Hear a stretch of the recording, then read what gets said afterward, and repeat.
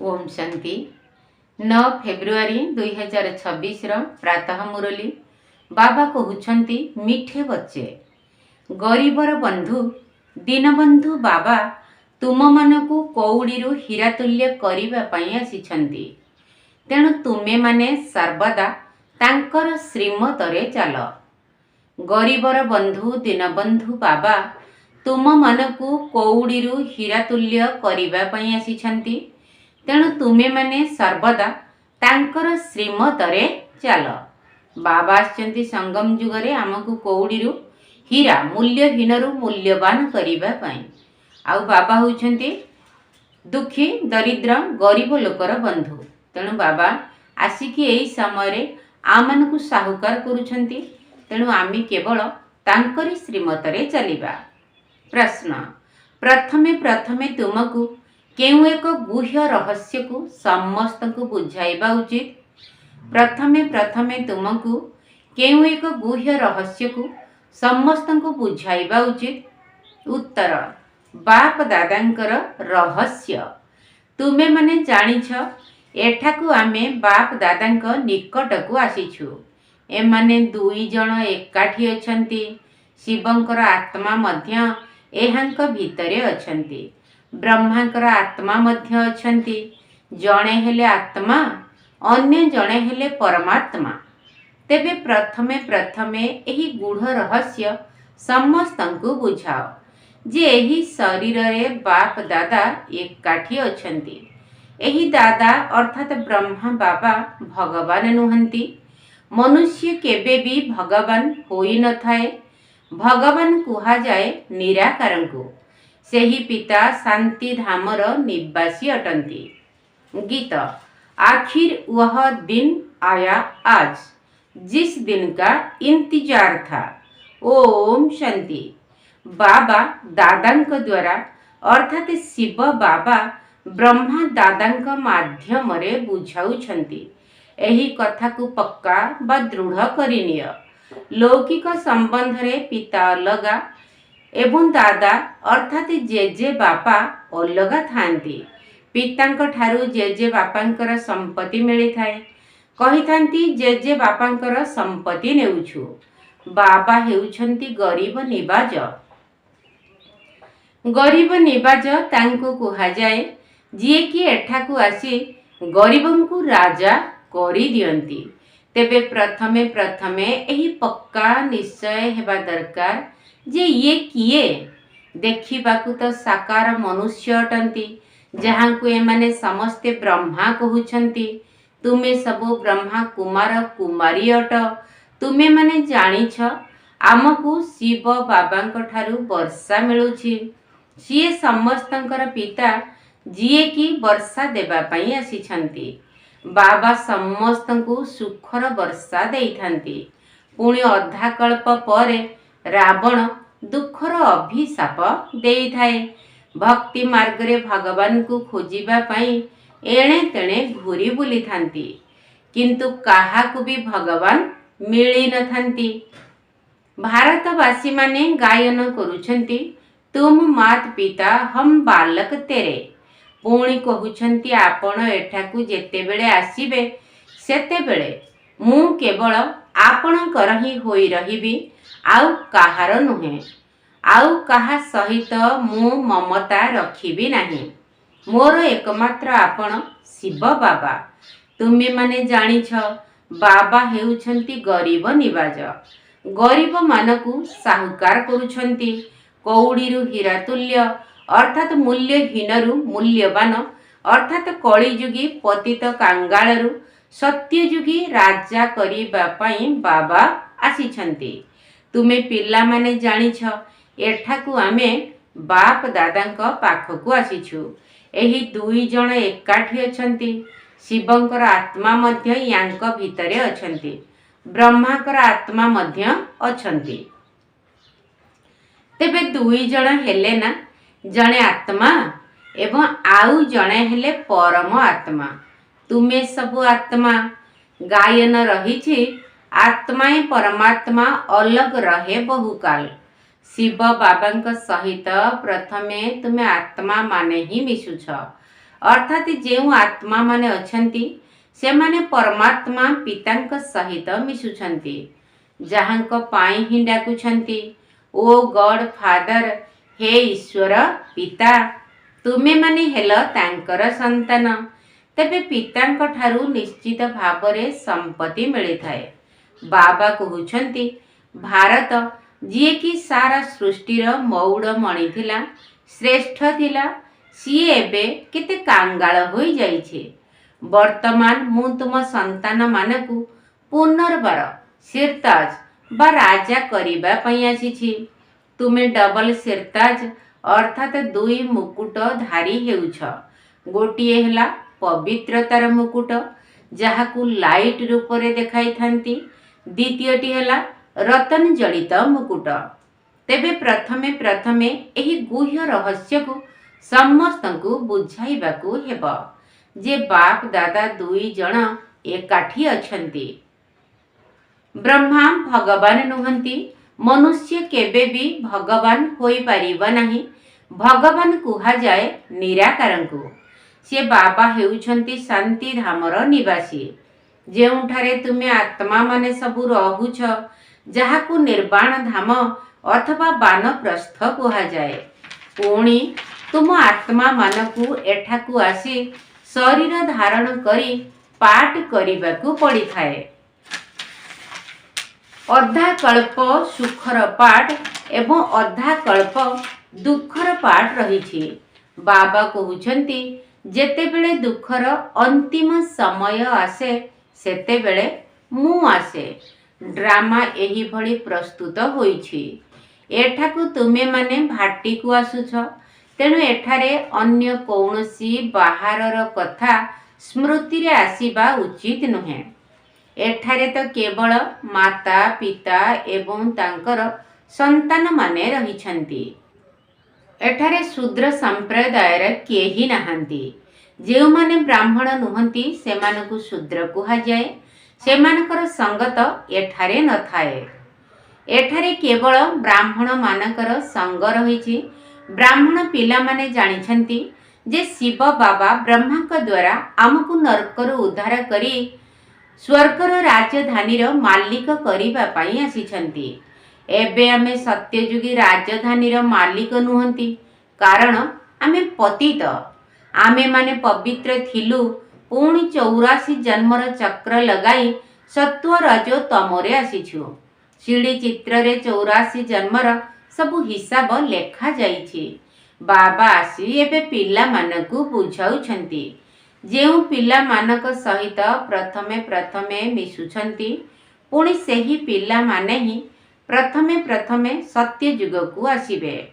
तुमे माने 84 जन्म नेई सारिछ। रचयिता एवं रचनार सारा ज्ञान एकमात्र बाबांक पाखर ही अछि।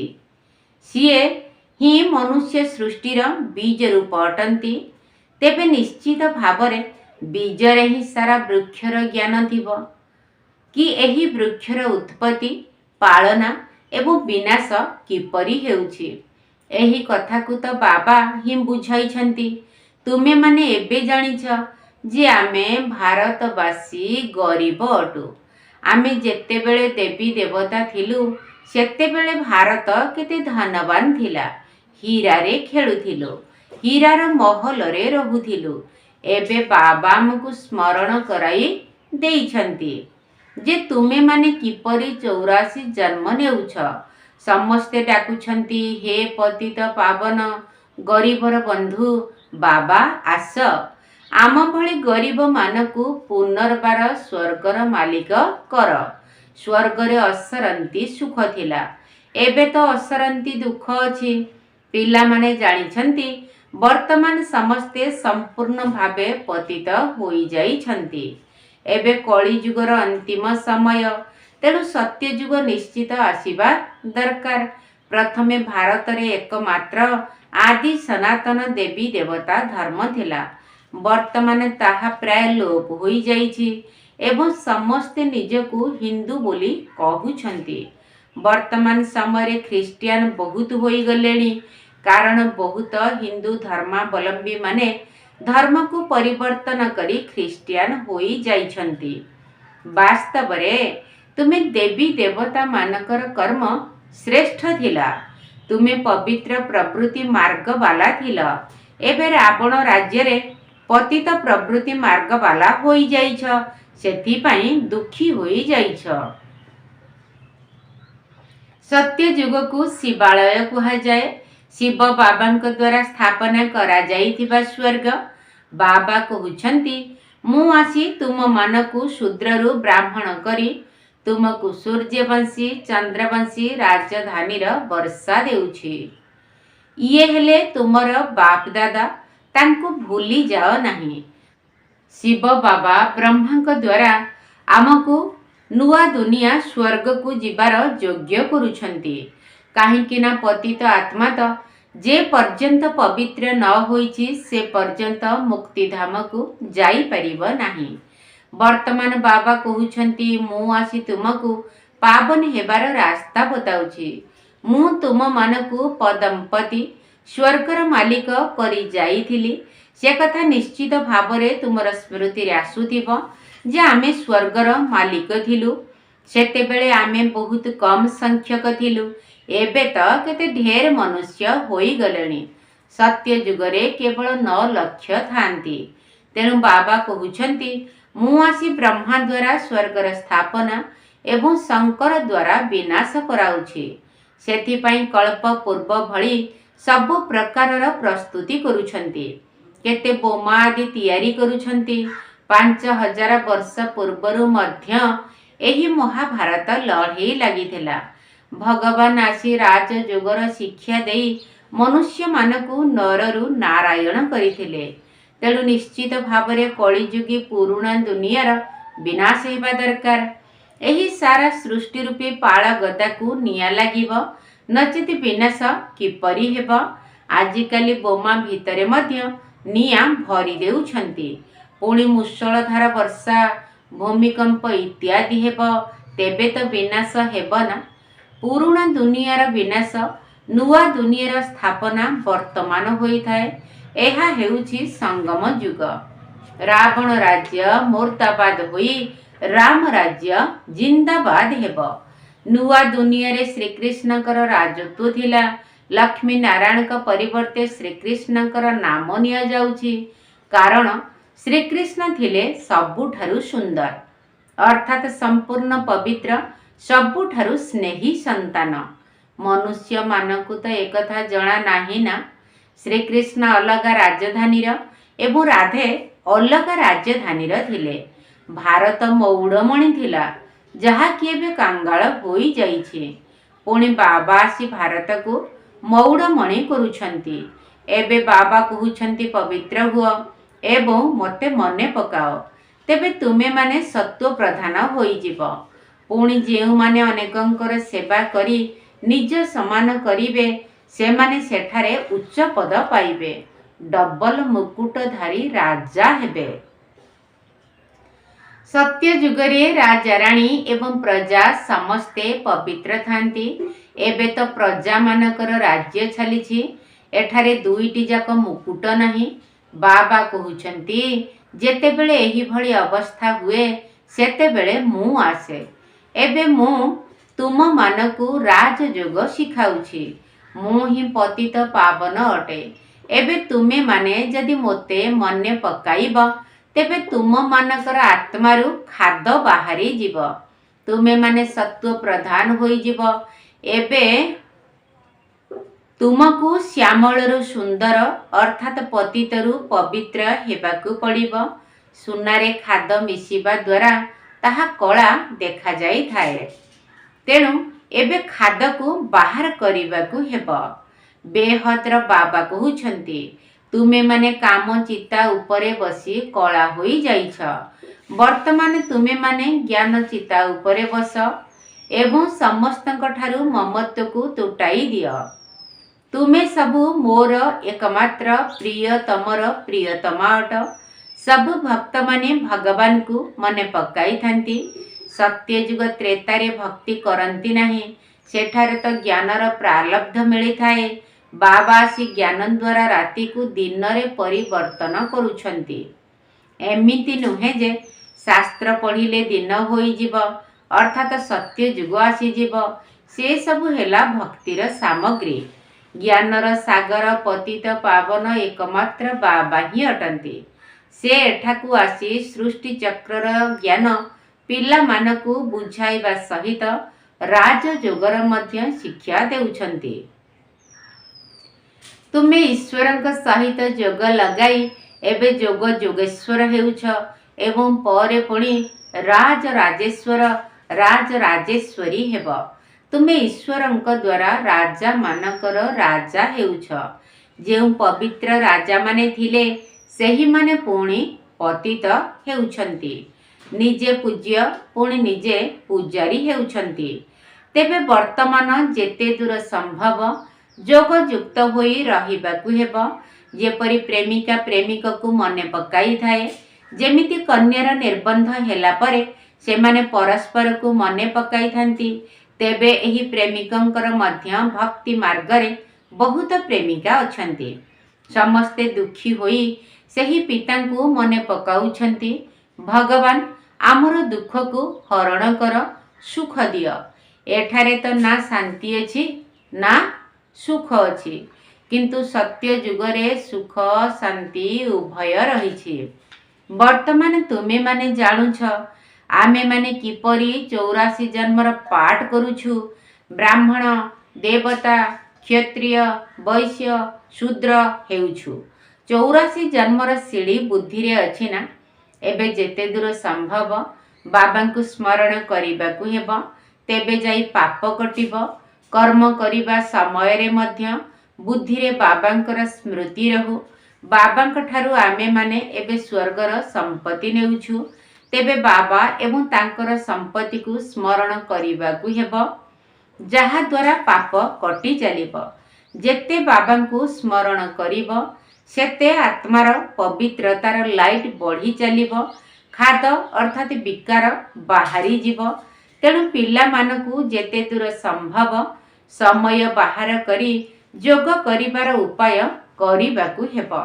सकाळु सकाळु समय भल रही थाए, तेणु से समय रे एही पुरुषार्थ करिबाकू हेब। केउ पुरुषार्थ? बाबांकू मने पकाइबार पुरुषार्थ। जदिओ गृहस्थ व्यवहार भितरे रहुछ, पिला मानकर पालन करुछ, किंतु एही अंतिम जन्म पवित्र हुआ। काम चिता उपरे बस नहीं। बाबा आमको सख्त निर्देश देउछंती जे ज्ञान चिता उपरे बस। पिला मानकर लालना पालना करुथिले मध्य काम चिता उपरे न बसी ज्ञान चितारे बस। एबे तुमे माने ज्ञान चिता उपरे बसीछ। एही पाठ पढ़ा बहुत उच्च। एथिरे बुद्धि रूपी पात्र सुनार अर्थात पवित्र हेबा दरकार। तेबे तुमे माने जेते बाबांकू स्मरण करिब सेते सुनार पात्र तुम बुद्धि होई जिब। बाबांकू भूली जिबा कारणरू पुणी लुहार पात्र होई जाउछि। बाबांकू स्मरण करिले स्वर्गर मालिक होई जिब। एहा तो बहुत सहज ना। मुख्य कथा हैला पवित्रता। बाबांकू स्मरण कले ही आत्मा पवित्र हेब एवं सृष्टि चक्र को स्मरण करिले स्वर्गर मालिक हेब। तुमको घर द्वार छाड़िबार आवश्यकता नहीं। गृहस्थ व्यवहार रे मध्य रहिबाकू हेब। बाबा कहउछंती 63 जन्म तुमे पतित दुनिया रे रही आसीछ। शिवालय अमर लोक को जीवा पाई तुमे माने जदि एही गोटिए जन्म पवित्र रहिब तेबे क्षति कण? एहा द्वारा बहुत रोजगार हेब। तुम मानकू 5 विकार उपरे विजय प्राप्त करिबाकू हेब। तेबे जाई जगत जीत होई पारिब, नचेत पद पाई पारिब नाही। बाबा कहउछंती समस्तंकू मरिबाकू तो हेब। एहा तुमर अंतिम जन्म। एहा परे तुमे नुआ दुनिया रे जाई राज्य करिब। हीरा नीलार खଣି सबु पुणी भरपूर होई जिब। सेठारे तुमे हीरा नीलारे खेलिब। तेणु एभଳି बाबांकर मत अनुसारे चालिबा उचित ना। श्रीमत द्वारा ही तुमे माने श्रेष्ठ होई पारिब। रावण रे मतरे चाली तुमे भ्रष्टाचारी होई जाइछ। एबे बाबांकर श्रीमतरे चली तुमको सत्तम प्रधान सत्व प्रधान हेबाकू पड़िबो। केवल बाबा को ही मने पकाइबाकू हेबो। बाबा आउ कौनसी कष्ट देउनाहांती। भक्ति मार्ग रे तो तुमे माने बहुत धक्का खाइछ। एबे केवल बाबा को मने पकाइबाकू हेबो एवं सृष्टि चक्र को मने पकाइबाकू हेबो। जदि वर्तमान तुमे माने स्वदर्शन चक्रधारी हेबो तेबे 21 जन्म पई चक्रवर्ती राजा होई जिवो। अनेक थर तुमे माने राज्य नेइछ एवं हराइछ। अधा कल्प हेउछि सुख एवं अधा कल्प हेउछि दुख। बाबा कहउछंती मु कल्प कल्प संगम जुगरे आसुछि एवं तुमको सुख धामर मालिक करुछि। एबे तुमको स्मृति आसुछि जे आमे किपरि 84 जन्मर चक्र लगाउछु। एही चक्र को बुद्धि रे मने रखिबाकू हेबो। बाबा हेले ज्ञानर सागर। तुमे माने एठारे अविनाशी बाबांक सम्मुख रे बसिछ। उच्चरु उच्च भगवान प्रजापिता ब्रह्मा को द्वारा तुमको वर्षा देउछंती। तेणु दुनियार विनाश हेबा पूर्वरु बाबांको मने पकाई पवित्र हुओ। अच्छा, मिठा मिठा सिकिल दे संतान मानक प्रति माता पिता बाप दादांकर मधुर स्नेह संपन्न शुभेच्छा एवं सुप्रभात। आत्मिक पितांकर आत्मिक संतान मानक नमस्ते। आम आत्मिक संतान मानकर आत्मिक बाप दादांकु नमस्ते नमस्ते नमस्ते एवं सुप्रभात। धारणा पाई मुख्य सार प्रथम पॉइंट, निरंतर बाबांकर स्मृति रे रहिबा पाई बुद्धि को सुनार पात्र करिबाकू हेबो। कर्म धंदा करुथिले मध्य बाबांकर स्मृति रही थाउ। कारण बाबांकर स्मृति द्वारा ही पवित्रतार लाइट अर्थात उज्ज्वलता आसीबो। निरंतर बाबांकर स्मृति रे रहिबा पाई बुद्धि को सुनार पात्र करिबाकू हेबो। कर्म धंदा करुथिले मध्य बाबांकर स्मृति रही थाउ। कारण बाबांकर स्मृति द्वारा ही पवित्रतार लाइट अर्थात उज्ज्वलता आसीबो। द्वितीय पॉइंट, मोरली केबे भी मिस करिवार नाही। ड्रामार रहस्य को यथार्थ भाव रे बुझिबार अछि। तुमे माने वर्तमान भट्टी रे अर्थात जोग अग्निर भाटी रे अछ। तेणु बाहरर कौनसी कथा तुमर मने न पड़ू। मुरली केबे भी मिस करिवार नाही। ड्रामार रहस्य को यथार्थ भाव रे बुझिबार अछि। तुमे माने वर्तमान भाटी रे अर्थात जोग अग्निर भट्टी रे अछ। तेणु बाहरर कौनसी कथा तुमर मने न पड़ू। वरदान, परस्पर भितरे जणे अन्य जनकर विशेषता को देखिबा एवं वर्णना करुथिबा श्रेष्ठता संपन्न होली हंस भव। परस्पर भितरे जणे अन्य जनकर विशेषता को देखिबा एवं वर्णना करुथिबा श्रेष्ठता संपन्न होली हंस भव। संगम जुगरे प्रत्येक संतान को ज्ञान द्वारा कौनसी न कौनसी विशेष गुण निश्चित मिलिछि।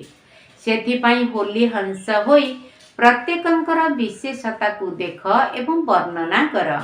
जेते बेले भी कहार दोष दुर्बलता को देखुछ बा शुणुछ सेते बेले भाबिबा दरकार जे एही दुर्बलताटी एहांकर नुहे मोर अटे। काहींकिना आमे समस्ते जणे पितांकर संतान एवं गोटिए परिवारर सदस्य तथा गोटिए माଳାର दाना अटु।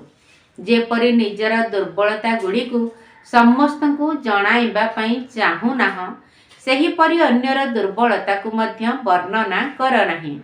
काहींकिना होली हंसर लक्षण हेला विशेषता गुड़ी को ग्रहण करिबा एवं दुर्बलता गुड़ी को समाप्त करिबा।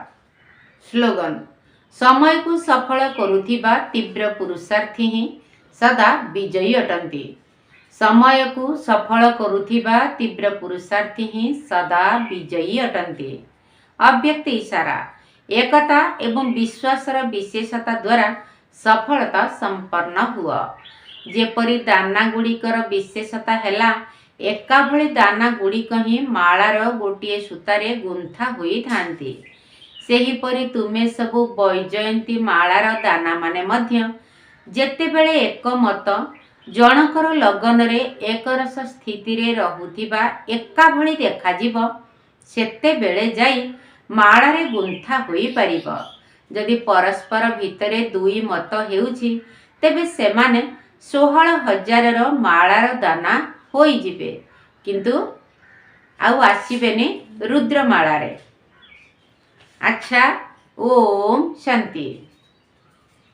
ଜ୍ଞାନ ଧନକୁ ଦାନ କର ସହଳ, ଆଉ ନାହିଁ ରେ ବେଳ ଭାଇ। ଅନେକ ଜନ୍ମ ଯାଏଁ ପାଇବ ଫଳ, ଏବେ ହୁଅ ନା ଭୋଳ, ଏବେ ହୁଅ ନା ଭୋଳ। ଜ୍ଞାନ ଧନକୁ ଦାନ କର ସହଳ, ଆଉ ନାହିଁ ରେ ବେଳ ଭାଇ। ଅନେକ ଜନ୍ମ ଯାଏଁ ପାଇବ ଫଳ, ଏବେ ହୁଅ ନା ଭୋଳ, ଆଉ ହୁଅ ନା ଭୋଳ। ନବଜୀବନ ଦାତା ଆସିଅଛନ୍ତି, ତାଙ୍କରି ଶ୍ରୀମତରେ ସକଳ ପ୍ରାପ୍ତି। ନବଜୀବନ ଦାତା ଆସିଅଛନ୍ତି, ତାଙ୍କରି ଶ୍ରୀମତରେ ସକଳ ପ୍ରାପ୍ତି। ପ୍ରତିଟି ନିଶ୍ୱାସକୁ କର ସଫଳ, ସୁସ୍ଥ ରହିବ ସାରା ସଙ୍ଗମ କାଳ, ଆଉ ଭବିଷ୍ୟ କାଳ। ସୁସ୍ଥ ରହିବ ସାରା ସଙ୍ଗମ କାଳ, ଆଉ ଭବିଷ୍ୟ କାଳ। ଜ୍ଞାନ ଧନକୁ ଦାନ କର ସହଳ, ଆଉ ନାହିଁ ରେ ବେଳ ଭାଇ। ଅନେକ ଜନ୍ମ ଯାଏଁ ପାଇବ ଫଳ, ଏବେ ହୁଅ ନା ଭୋଳ, ଏବେ ହୁଅ ନା ଭୋଳ। ଦିବ୍ୟ ଗୁଣକୁ ଯେତେ କରିବ ଦାନ, ଭକତ କରୁଥିବେ ଗୁଣ କୀର୍ତ୍ତନ। ଦିବ୍ୟ ଗୁଣକୁ ଯେତେ କରିବ ଦାନ, ଭକତ କରୁଥିବେ ଗୁଣ କୀର୍ତ୍ତନ।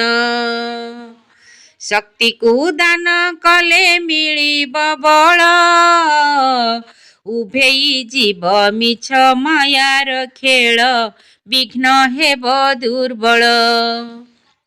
ଉଭେଇ ଯିବ ମିଛ ମାୟାର ଖେଳ, ବିଘ୍ନ ହେବ ଦୁର୍ବଳ।